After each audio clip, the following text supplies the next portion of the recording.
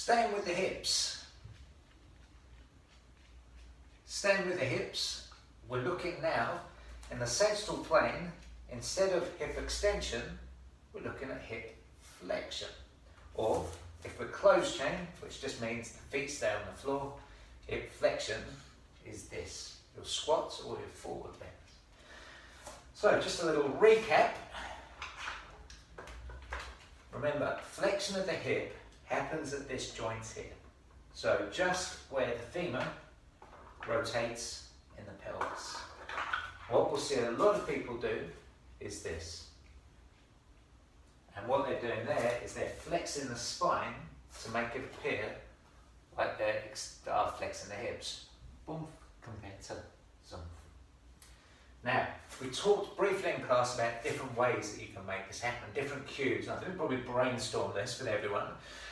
Some of the usual ones which come out are just keep your back straight and push your hips back. That kind of works for me. Remember we said about the eyes with this one.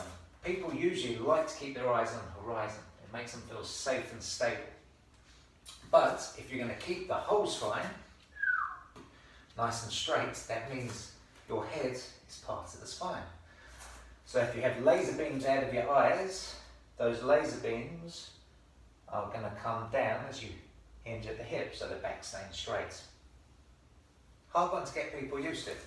Other things we had putting the hands in the inguinal creases here, and as you chop back into there, boom, that creates the space for your bottom to go back.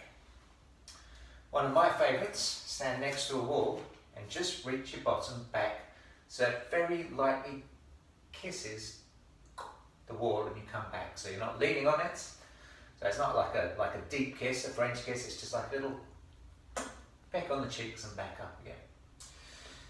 The one which I quite often use, I probably did this in class as well, is you imagine you've got one of those little pencil batteries and it's firmly placed just between your buttocks. And you're imagining shining that light up the wall behind you. And again, what this will do is it will make sure you lead from your tailbone, and then this bit, as it comes up, will take the whole pelvis with you. Again, keeping it in the hip joints.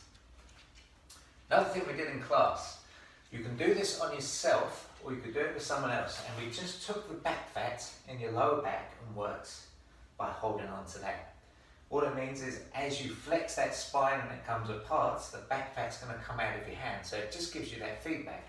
So if I do it on myself, there's a tiny little bit of back fat there I can feel.